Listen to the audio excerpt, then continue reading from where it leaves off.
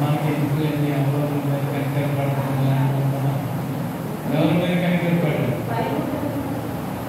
ఆయన ఎందుకు భయభక్తులు కలిగి భయం కలిగిన వారి మీద కనికరపడ్డాడు. రెండవది వాక్యము వినే వారి మీద కనికరము పడ్డాడు. మూడవది నిత్యము ఆయన సన్నిధిలో ఆరాధించబడిన వారి మీద ఆయన కనికరము ఉన్నది. అవునా కదా?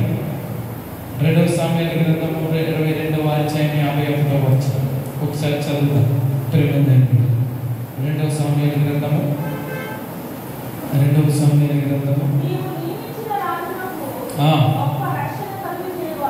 గొప్ప రక్షణ కలిగి చేయవాడు.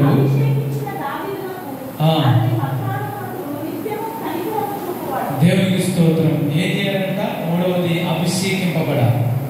మూడవది ఏం చేయాలి?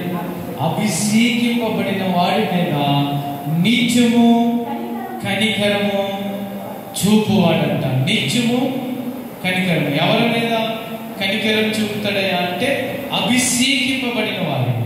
మనము అభిషేకింపబడాలి. కాబట్టి ప్రభు సన్నిధి. తదుపరి ప్రేమ మనం చూస్తున్నాం. యేసు నాయుడు విధవరాల మీద కనికరం పడ్డాడన్న పాయింట్ లో మీకు ఇవన్నీ చెప్పడం జరిగింది. రెండవది ప్రేమ పిల్లలు, యేసు రోగుల పైన కనికరపడ్డాడు. ఎవరి పైన కనికరపడ్డాడు? రోగుల పైన కనికరపడ్డాడు. యేసు ప్రభు ఉన్న కాలంలో అనేక మంది మీద యేసుక్రీస్తు ప్రభుల వారు కనికరపడినట్లుగా మనం చూస్తూ ఉంటాం. ప్రేమైన బిడ్డలారా, చూడండి మత్తయి సువార్త 14వ అధ్యాయం 14వ వచనం.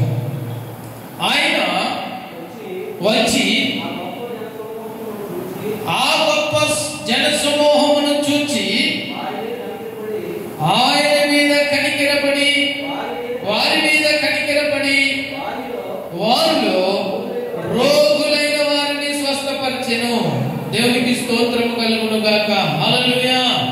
అంటే యేసుక్రీస్తు ప్రభుల వారు ఎవరి మీద కనికరపడ్డాడు అంటే రోగులైన వారి మీద కనికరపడినట్లుగా మనం చూస్తూ ఉన్నాం. ప్రేమైన బిడ్డలారా, అయితే రోగులైన వారు ఖచ్చితంగా ఆ యేసు అలాగని మనం చూస్తే 10 మంది కుష్ఠరోగులు వచ్చినప్పుడు 10 మంది శుద్ధులయ్యారు. అందులో ఎంతమంది వచ్చారు?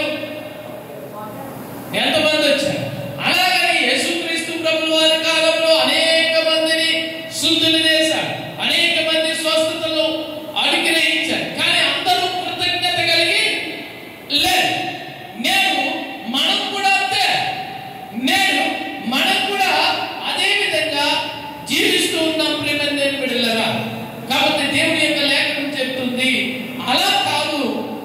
ప్రేమైన బిడ్డలారా, మేలు చేసినా ప్రభువును అంగీకరించాలి.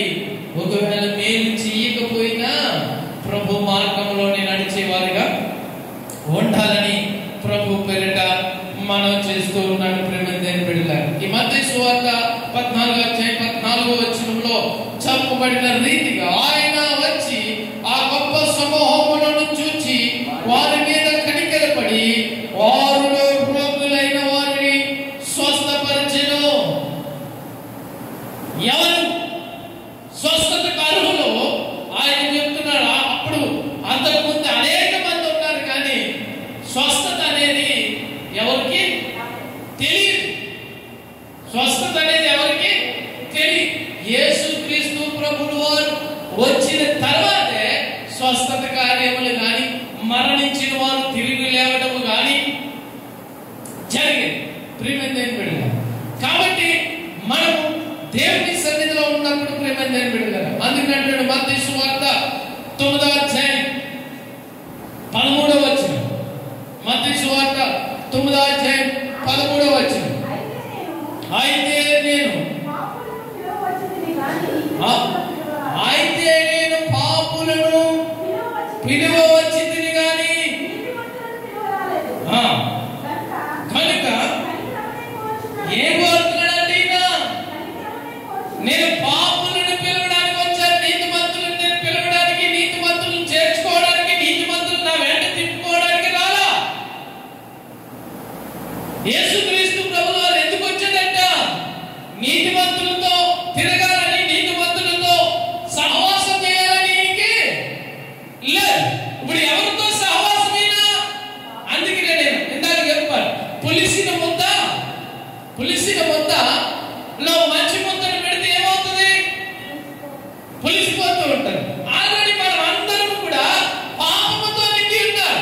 యేసుక్రీస్తు ప్రభువు వారు రాకముందు అందరము పాపముతోని, పాప ప్రక్షాళనతోని, పాపముతో కొట్టుమిట్టాడుతూ ఉన్నాము.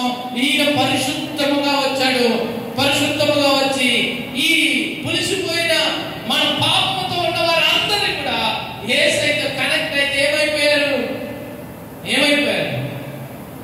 పరిశుద్ధులుగా మార్చబడ్డారట్లుగా దేవుని యొక్క లేఖనం సెలవిస్తుంది. నేను అందుకని అంటున్నాడు, నేను యేసుక్రీస్తు ప్రభువు వారు నేను కనికరమునే కోరుచు ఉన్నాను కానీ ప్రేమ దేవుని బిడ్డలారా, కనికరమును కోరుతూ ఉన్నాడు.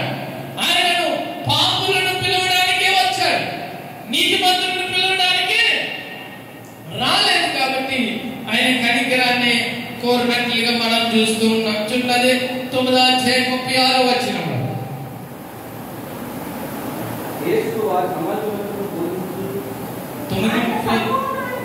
ఆయన సమూహములను చూచి వారు కాపరు లేని గొర్రెల వలె,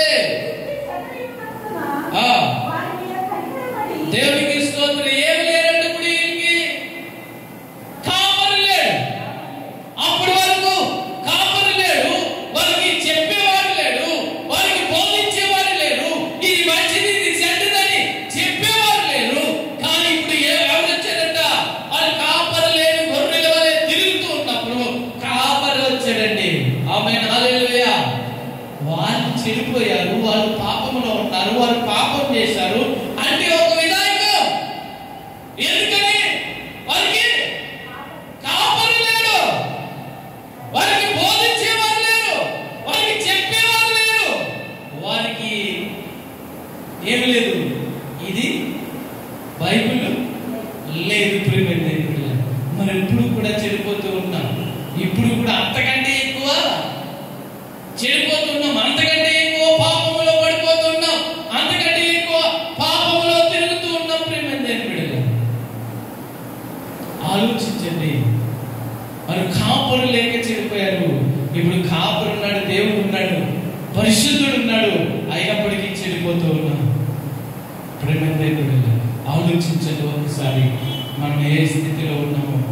ప్రేమైన దేవుని బిడ్డలారా, అందుకనే మనం పాడతాం, నేనున్న స్థితిలోనే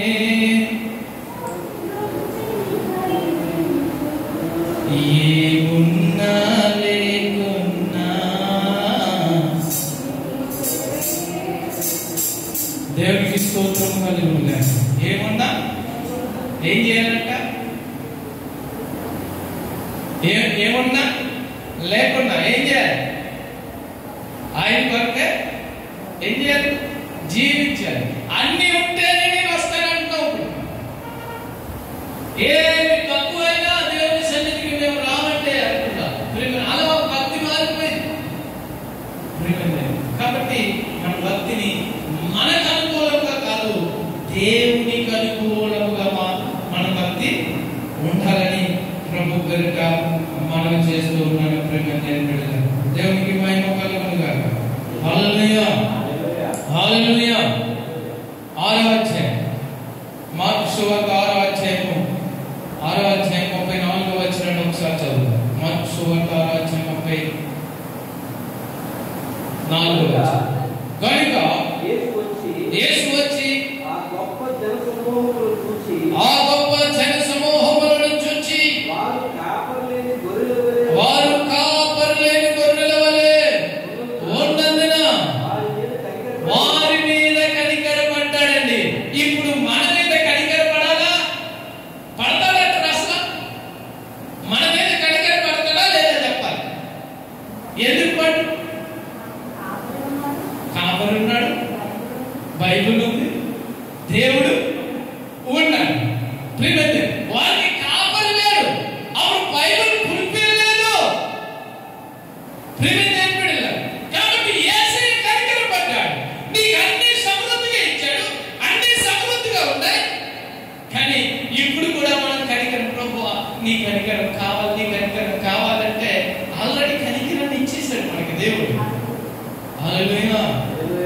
ప్రేమేంద్రుని బిడ్డలారా, కనుక యేసు వచ్చి ఆ గొప్ప జన సమూహములను చూచి వారు కాపరి లేని గొర్రెల వలె ఉన్నందున వారి మీద కనికరపడి వారికి అనేక సంగతులను బోధింపసాగెను. ప్రేమేంద్రుని బిడ్డలారా, అనేక సంగతులు చెప్పాడు. అయ్యా, ఇది సత్యమైన మార్గం కాదు, ఇది యథార్థమైన మార్గం కాదు, నేను ఒక్కడిని సత్యమైన వాడిని సత్యమైన మార్గంలో నడవాలని చెప్తూ ఉంటాడు. లూకా సువార్త 6వ అధ్యాయం 36వ వచనం. కాబట్టి మీ తండ్రి మీరును కనికరము గలవాడై ఉండి. ఆమేన్, హల్లెలూయా. మన తండ్రి ఎటువంటి వాడంట? కనికరము గలవాడు. మన తండ్రి కనికరమును చూపేవాడు, కనికరమును పంచేవాడు, కనికరమును కోరేవాడు. నీవు కూడా నేను కూడా కనికరమును చూపించేవారుగా ఉండాలి. ఎవరి మీద కనికరం చూపాలి అంటే అన్యజనుల మీద, ప్రభువును అంగీకరించలేనటువంటి వారి మీద కనికరము చూపేవారుగా ఉండాలని ప్రభు పేరిట మనవి చేస్తున్నాడు. ఇక మూడవది ప్రేమేంద్రుని బిడ్డలారా, యేసు యజమానుడు దాసుని పైన కనికరపడ్డాడు. ఎవరి మీద? యజమానుడు దాసుడి పైన కనికర పడ్డాడు. ప్రేమేంద్రుని బిడ్డలారా, కాబట్టి ఆయన యజమానుడిగా ఉన్నాము, మనము దాసులుగా ఉన్నాము. మన పైన యేసుక్రీస్తు ప్రభుల వారు కనికర పడినట్లుగా మనం చూస్తూ ఉంటాం. ప్రేమేంద్రుని బిడ్డలారా, అవునా కాదా? చెప్పాలి. హల్లెలూయా.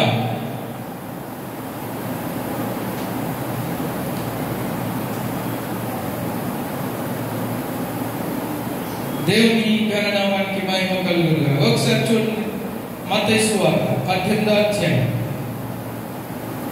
26-27 వచనం. కాబట్టి ఆ దాసుడు అతని ఎదుట సాగిలపడి మ్రొక్కి, నా ఎడల ఓర్చుకొనుము.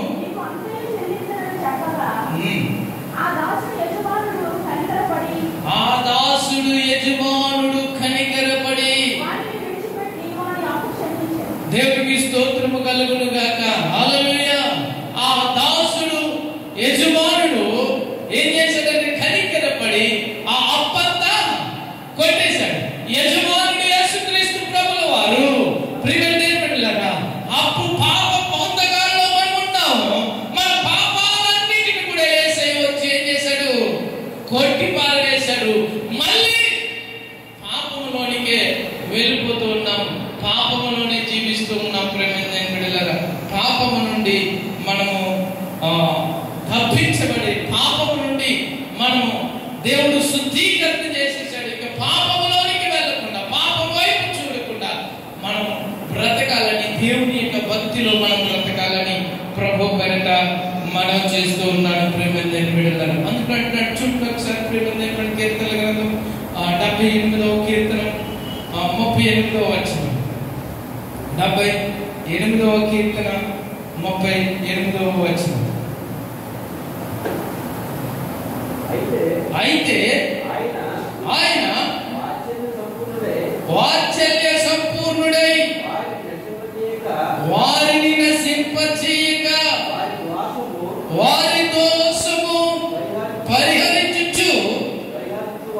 పరిహరించువాడు తన ఉగ్రతను ఏ మాత్రమును రేపుకొనక పలుమార్లు కోపమును అణుచుకున్నాడు. ప్రేమైన బిడ్డలారా, ఏం చేశాడంటే యేసయ్య మనం క్షమించేశాడు, మన పాపాలను క్షుణ్ణంగా కడిగి వేసేసాడు.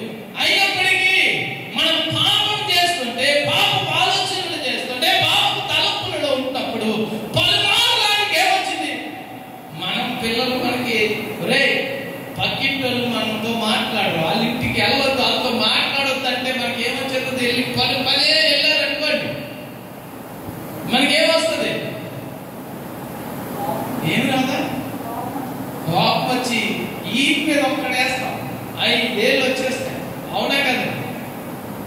ఎలా వెళ్తున్నాడుగా అన్నాం. ప్రేమ యేసయ్యంట పలుమార్లు కోపం వచ్చేసిందంట.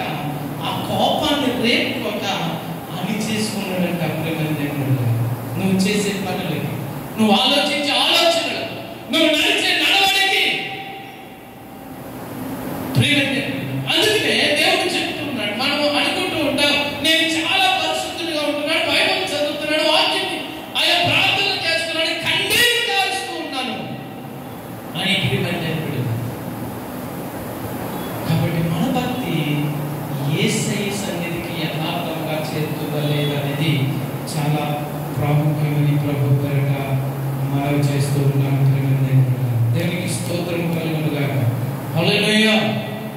అందుకని అంటున్నాడు హోషేయ గ్రంథము 11వ అధ్యాయము 8వ వచనం.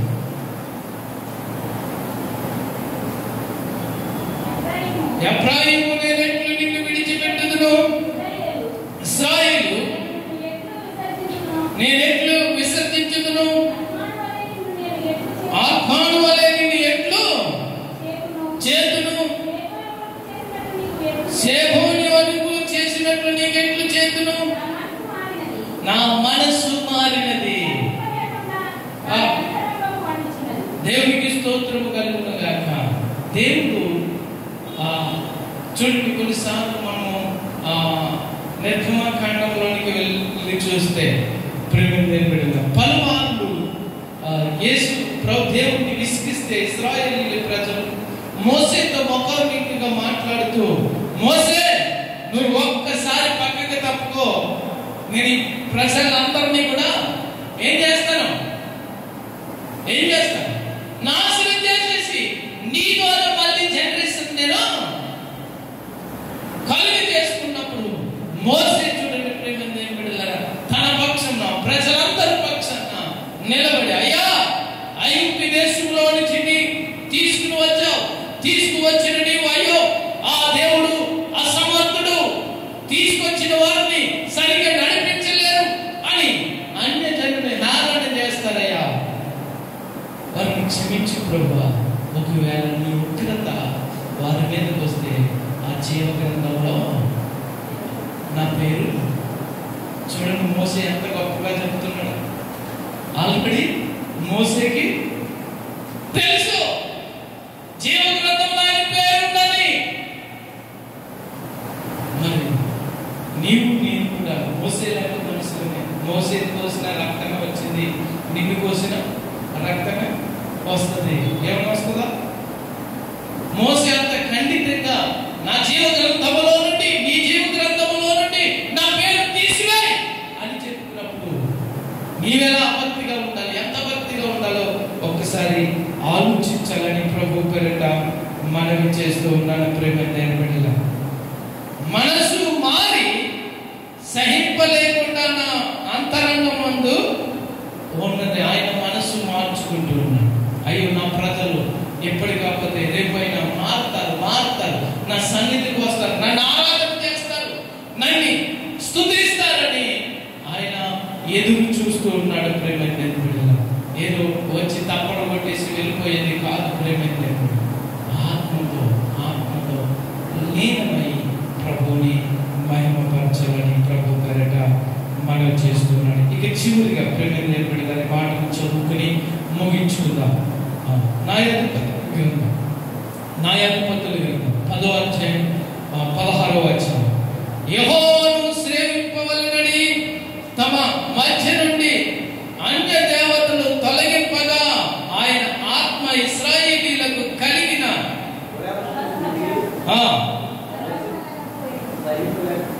సహింపలేక పోయేను. ప్రేమ దేవుడిలారా చూడండి, అన్య దేవతలను తొలగింపగా ఆయన ఆత్మ ఇశ్రాయేలీయులకు కలిగిన దురావాస్తులను చూసి సహింపలేక పోయేను. ప్రేమ దేవుడిలారా కాబట్టి నీవు తొలగిపోవడం లేకపోతే పాపములో పడిపోవడం దేవునికి ఇష్టము లేదు. ప్రేమ దేవుడిలారా అందుకనే ఈయన తప్పు చేశాడు, పాపంలో ఉన్నాడు. దేవుని యొక్క కార్యాన్ని నెరవేర్చమంటే ఈయన ఆయన ఇష్టానుసారంగా నెరవేర్చినప్పుడు అయినప్పటికీ కూడా దేవా ఈ ఒక్కసారి నన్ను కనికరించు అని ప్రార్థించినప్పుడు దేవుని ఆత్మ బలంగా సంసోను మీదకి వచ్చినట్లుగా చూస్తూ ఉన్నాం.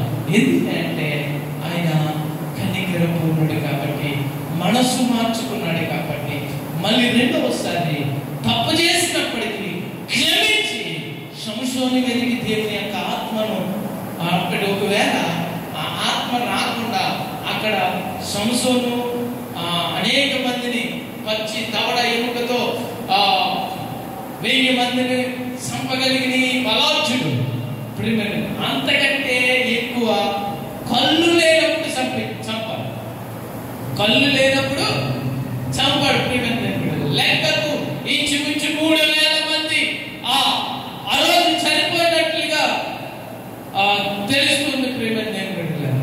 అనేక మంది, వేల మంది ఈయనెప్పుడు జీవిత కాలంలో చంపలేనంత అంతమందిని కళ్ళు లేనప్పుడు దేవుని ఆత్మతో వాడబడినప్పుడు చంపబడ్డాడు. బిడ్డలు, మనం కూడా మన శరీరేచ్ఛలను, మన చుట్టూ ఉన్న పాపాలను ఎదిరించాలి అంటే, చంపేయాలి అంటే దేవుని ఆత్మతో కనెక్ట్ అయ్యి ఉండాలి. దేవుని ఆత్మ మనలో ఉన్నప్పుడు మన పాపాన్ని ప్రోత్సహించదు, చెడిని ఆలోచించదు. చెడి చెయ్యాలనే ఆశ మనలోనికి కోరికలు ఉండవని దేవుని యొక్క లేఖనం సెలవిస్తుంది. కాబట్టి దేవుని కనికరమును మనం పొందుకోవాలి. ఆయన కనికరించే దేవుడు కాబట్టి ఆయన నిత్యము మనల్ని చేయి విడువని దేవుడు. ఆయన నిత్యము మనల్ని వెంటాడి సమృద్ధిగా మనల్ని కాచి కాపాడి నిత్య జీవములోనికి, సమృద్ధి అయిన ప్రాంతములోనికి దేవుడు మనల్ని చేర్చాలని ఆశపడే బిడ్డలు. దాంట్లోనికి వెళ్ళాలి అంటే ఈ భూమి మీదే భక్తి కలిగి, విధేయత కలిగి, యేసయ్యకు లోబడి ఉండాలని ప్రభు పరిక్రమణ చేస్తూ ఉన్నాడు. అటు కృప దేవుడు మనకు అనుగ్రహించుగాక.